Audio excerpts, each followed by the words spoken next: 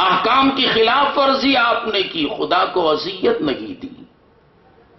تو پھر دوسری آیت میں جو ارشاد فرمایا ان الذین یؤذون اللہ ورسولہ، بے شک اللہ اذیت دیتے ہیں اللہ اور اس کے رسول کو۔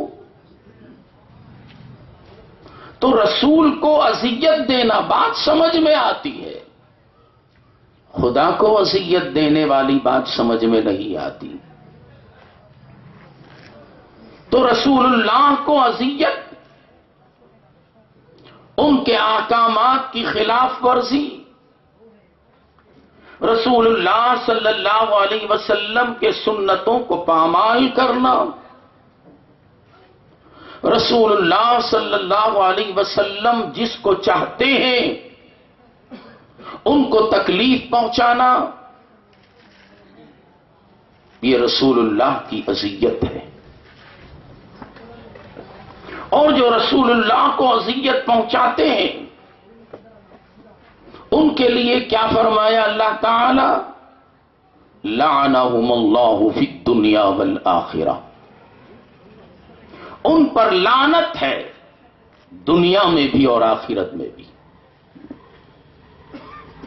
وَأَعَدَّ لَهُمْ عَذَابًا مُهِينًا، اور ان لوگوں کے لیے دردناک عذاب تیار کر رکھا ہے۔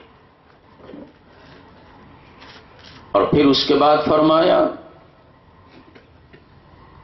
وَالَّذِينَ يُؤْذُونَ الْمُؤْمِنِينَ وَالْمُؤْمِنَاتِ بِغَيْرِ مَا اكْتَسَبُوا فَقَدِ احْتَمَلُوا بُهْتَانًا وَإِثْمًا مُبِينًا۔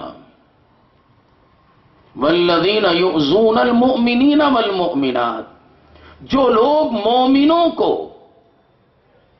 اور مومنات کو، مومن مردوں اور مومن عورتوں کو اذیت دیتے ہیں، ان کے لیے بھی اللہ تعالی نے عذاب تیار کر رکھا ہے۔ بغیر ما اکتسبوا فقد احتملوا بہتانا واثما مبینا، بے حساب تکلیف دیتے ہیں۔ آج مومن اور مومنات کو لوگ ٹارچر کرتے ہیں، تکلیف پہنچاتے ہیں۔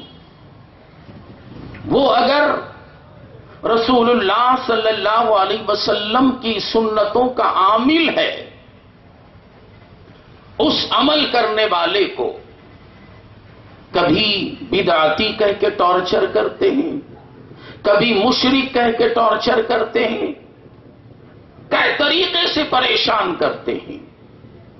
ان کے لیے بے حساب اذیت کے طریقے جیسے تم نے کر رکھے ہیں، اللہ تعالیٰ نے بھی تمہیں عذاب کا طریقہ اختیار کر رکھا ہے۔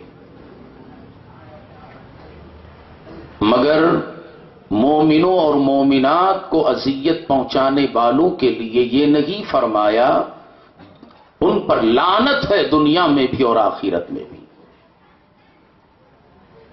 مومن اور مومنات کو تکلیف پہنچانے والا اگر توبہ کر لے اور دائرے شریعت میں آ جائے، پیارے حبیب صلی اللہ علیہ وسلم کے اسوے کو اپنا لے، تو پھر اس کا عذاب ٹالا جا سکتا ہے، اس کی مغفرت ہو سکتی ہے، یا کسی ولی کے دامن میں چلا جائے تو وہ اللہ کے ولی کی صحبت کی وجہ سے اس کی بخشش ہو سکتی ہے، اور یقیناً ہوگی۔ ایک شخص کتنا بھی برا کیوں نہ ہو، بے شمار برائیاں اس میں ہو، مگر وہ احکام شریعت کا پابند بھی نہ ہو، مگر حضور رحمت عالم صلی اللہ علیہ وسلم سے اسے عشق ہے، محبت ہے، تو اس کی مغفرت ہو جائے گی عشق مصطفیٰ کے صدقے۔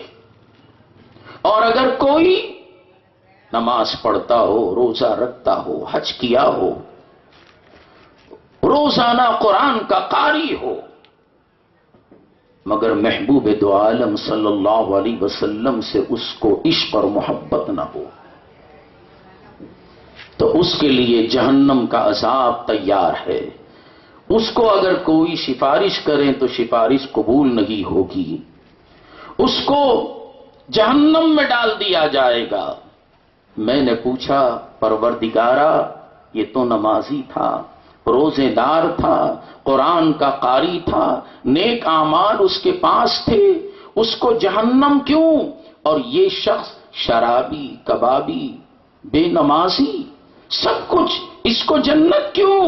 تو رب تبارک و تعالی نے فرمایا اس نمازی کے پاس تو سارے اعمال تھے لیکن میرے محبوب کی محبت نہیں تھی، اس لیے یہ جہنمی ہو گیا. نعرہ تکبیر، اللہ اکبر، نعرہ تکبیر، اللہ اکبر، نعرہ رسالت یا رسول اللہ.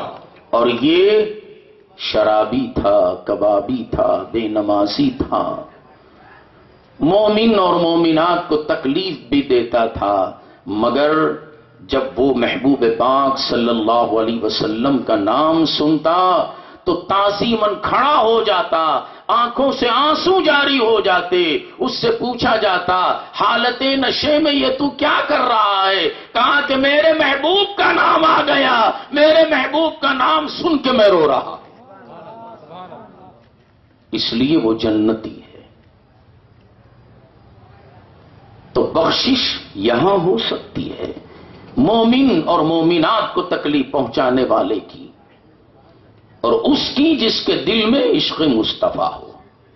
اور جس کے دل میں عشق مصطفیٰ نہ ہو وہ اعمال کا پونجی پتی ہونے کے باوجود بھی جہنمی.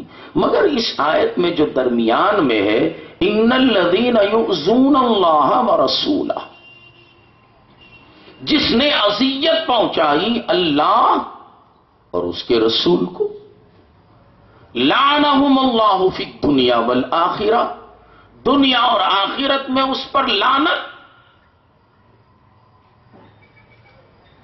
اس کے لیے عذاب،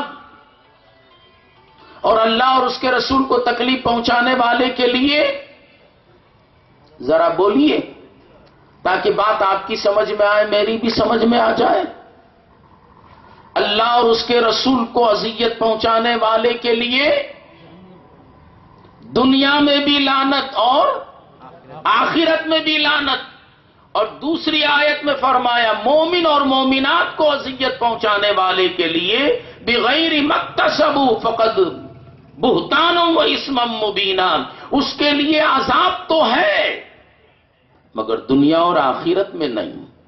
توبہ کیا تو معاف ہو سکتا ہے، اور اگر دامن شیخ تھام لے تو بخشش ہو سکتی ہے، اور یقیناً بخشش ہوگی، چونکہ اللہ کا ولی جب کل قیامت کے دن جنت میں جانے کا اس کو حکم ہوگا تو وہ جنت میں نہیں جائے گا، رک جائے گا. بار بار حکم ہوگا کیوں نہیں جاتا، عرض کرے گا کہ مولا میں کیسے جاؤں، اتنے لوگ میری صحبت میں بیٹھتے تھے، میرے حلقے میں آتے تھے، ذکر کرتے تھے، اور انہوں نے کبھی وضو کرایا، کبھی پانی پلایا، اتنی دیر تک میری صحبت میں رہے، ان کو چھوڑ کے کیسے جاؤں. حکم الہی ہوگا اے میرے دوست، اے میرے محبوب، جا، جتنے لوگوں کو چاہے جہنم میں پہنچ کر نکال نکال کے جنت میں لے جا، نکال نکال کے جنت میں لے جا. ذرا غور کیجئے، اللہ تعالی ولی سے کہہ رہا ہے تو خود جہنم میں پہنچ اور جہنم سے نکال کر جنت میں داخل کر. خدا اگر چاہے تو جہنمی کو جہنم سے نکال کے جنت میں داخل کر سکتا ہے،